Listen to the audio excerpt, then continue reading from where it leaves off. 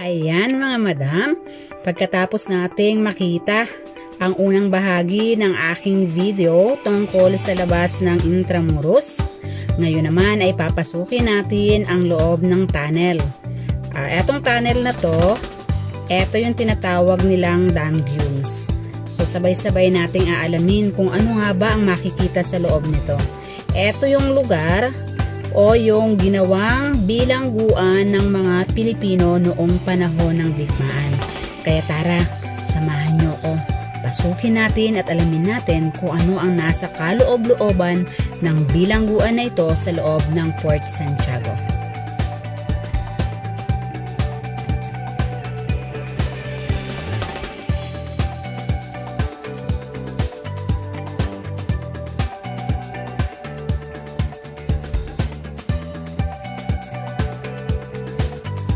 Ayan, nandito na nakapila ang aking asawa.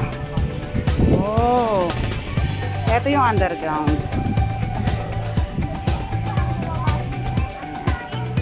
So, papasok tayo dyan.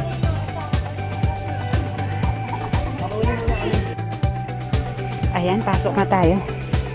Dalawa. Ayan. Dalawa din. Ito yung lugar na pinagkulungan sa karamihan ng mga Pilipino noon. So, ayan. Pasok tayo. Oh, yuko-yuko kasi. Ha? Ayan, oh. Maliit lang yun. So, ayan. Nandito na tayo sa loob ng kulungan. Dito sa loob, makikita talaga natin yung hirap na naranasan ng ating mga kababayan para sa ating kalayaan noong panahon ng himagsikan. Makikita natin dito yung mga maliliit at saka may isang malaking silid or yung tinatawag natin ng mga chambers. So, nung panahon na yan, dito ikinukulong yung ating mga kababayan. So, eto sila. Yan. Okay. Dito muna tayo bago tayo pumasok nun sa loob. Punta muna tayo rito.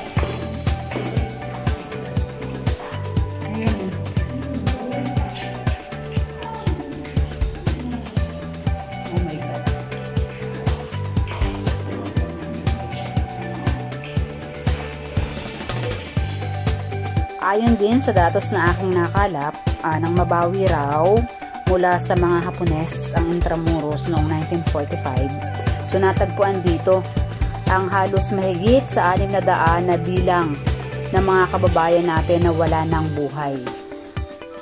Hindi na rin sila makilala ng kanilang mga kamag-anak ng mga panahon na yan dahil naagnas na sila at yung iba nga meron ng mga uod.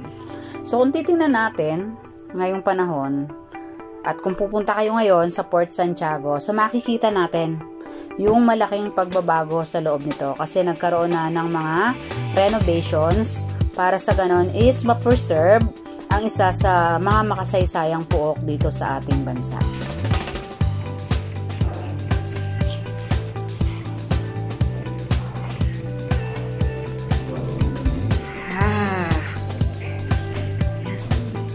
Tapos pasok tayo dito sa kabila.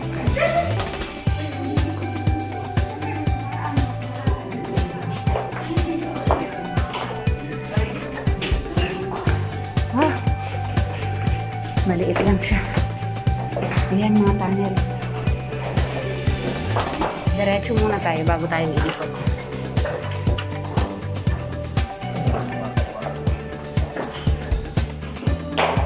Okay.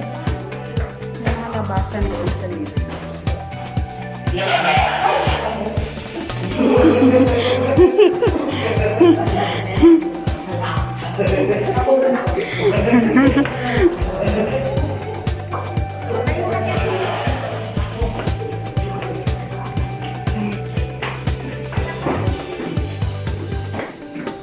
Ayan mga Guardia Civil.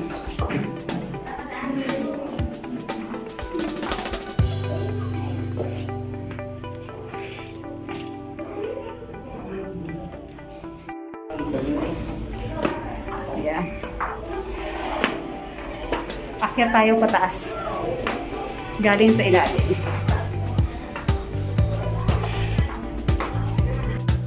Ayan yung pinanggalingan natin sa baba. Then, akyat tayo sa hagdan, pataas.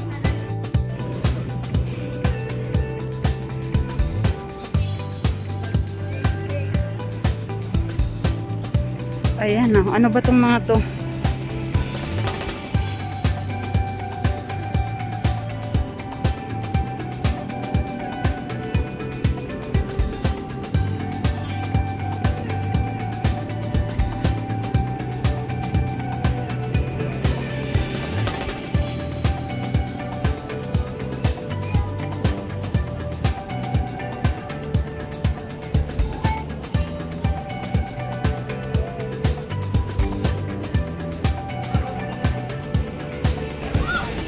Ito yung nasa taas na makikita natin.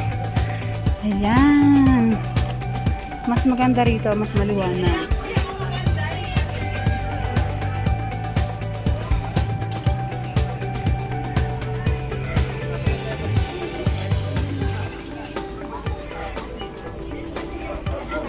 Ayan. So, dito naman sa taas, dito natin makikita yung magandang view. Kung saan kitang-kita natin dito ang Ilog Pasig.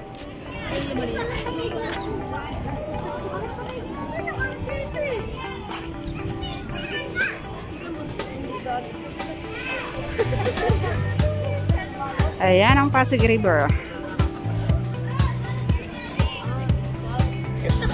So, kita natin siya dito sa side.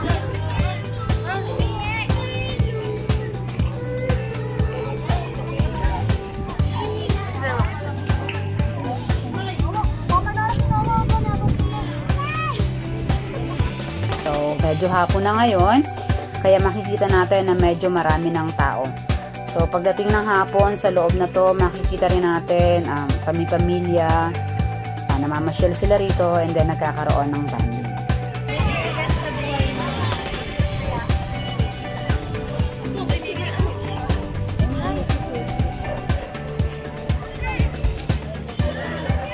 Pinakataas. So, ayun, yung baba.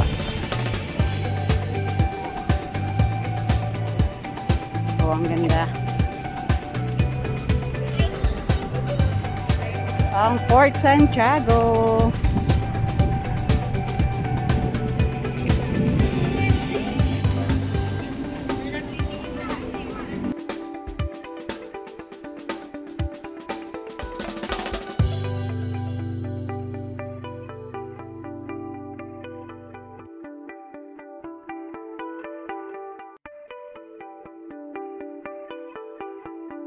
Kita natin kahit sa konting pamamaraan lamang ang mga kasaysayan na naganap sa ating bansa.